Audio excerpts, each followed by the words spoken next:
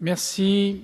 Question de Monsieur Jean-Marc Germain, Monsieur le ministre du Travail, de l'Emploi, de la Formation professionnelle et du Dialogue social sur l'application de la loi du 14 juin 2013 relative à la sécurisation de l'emploi. La parole est à Monsieur Jean-Marc Germain. Oui, Monsieur le Président, Monsieur le Ministre, je souhaiterais donc vous interroger sur les conditions d'application de la loi du 14 juin 2013, loi très importante que vous avez portée récemment, qui porte très bien son nom aussi, puisqu'elle vise à sécuriser les parcours professionnels, notamment en créant des droits attachés aux personnes et non plus aux entreprises. Je pense à la formation ou à la santé. Elle vise aussi à sécuriser les contrats de travail en favorisant notamment le recours au CDI plutôt qu'aux contrats précaires, au CDD, à l'intérim, notamment par un système de bonus-malus qui a été instauré ou qui va être instauré par le régime d'assurance chômage pour favoriser les contrats longs, les embauches en CDI. Et puis, et c'est sur ce point particulier, Monsieur le Ministre, que je souhaite débattre avec vous, qui vise à sécuriser aussi le travail.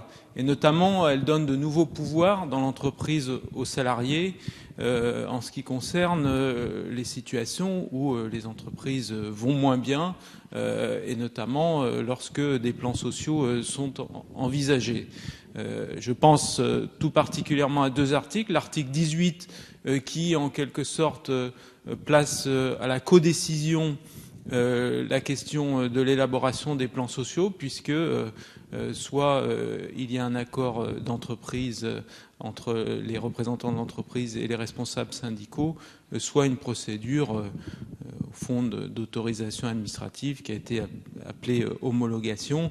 Et donc sur ce point-là, Monsieur le Ministre, est-ce que vous pouvez nous dire, avec les 6 mois de recul, comment se passent les choses? Est-ce que les partenaires sociaux ont pu se saisir de cette négociation, qui est difficile par essence, puisqu'on demande à des syndicalistes, à un moment où ça va mal, de décider avec le chef d'entreprise des mesures, des meilleures mesures qui doivent être prises.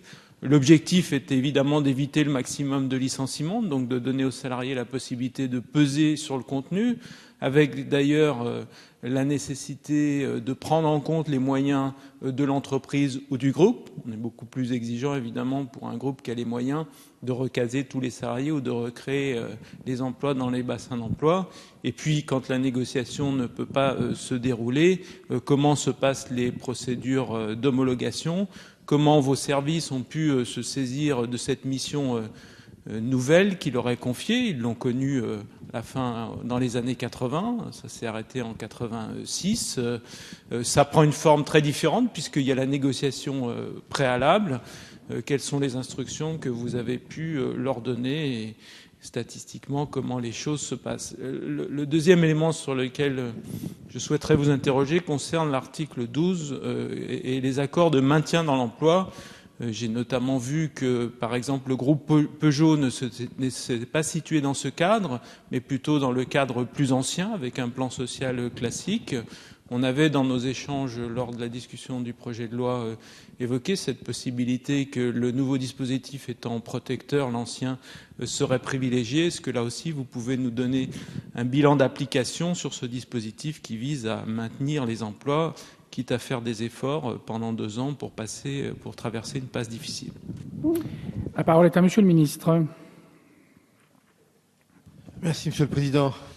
Oui, Monsieur le député Jean-Marc Germain, c'est un texte que vous connaissez particulièrement bien, vous aussi, pour en avoir été le rapporteur diligent et efficace, et qui est un texte qui a donné lieu à des débats approfondis dans cet hémicycle, et il méritait de l'être.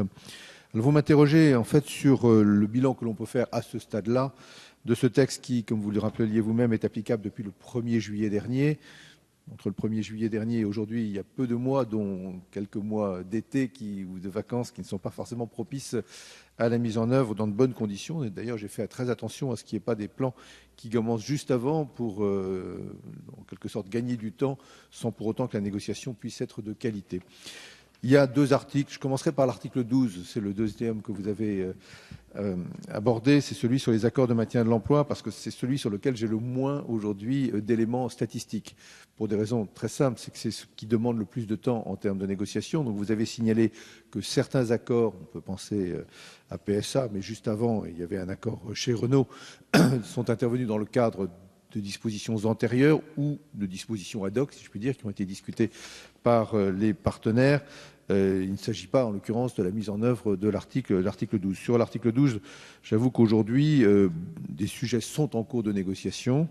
Il y a plusieurs cas, mais aucune n'a abouti pour l'instant, donc je ne peux pas vous donner d'éléments statistiques sur ce point. Je souhaite évidemment que ces accords de maintien de l'emploi, qui ne sont pas simples du tout à négocier, puisqu'ils demandent des efforts aux salariés avec la négociation de contrepartie, à la fois pendant la période d'effort, en termes de formation, en termes d'activités diverses, mais aussi des contreparties une fois que les choses vont mieux dans l'entreprise. C'est souvent ces contreparties-là qui sont difficiles à négocier, mais qui sont absolument nécessaires à l'équilibre même du rapport entre la direction et les salariés. Ces choses-là sont en cours de négociation.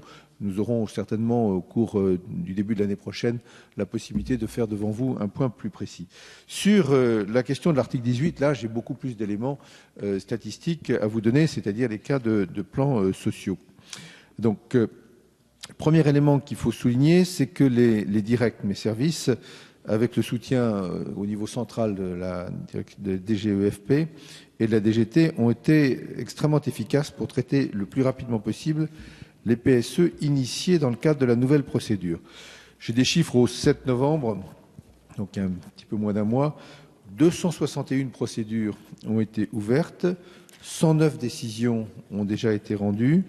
Compte tenu des délais, les procédures collectives, bien sûr, principalement redressement et liquidation judiciaire, représentent un tiers des dossiers, mais 2 tiers des décisions.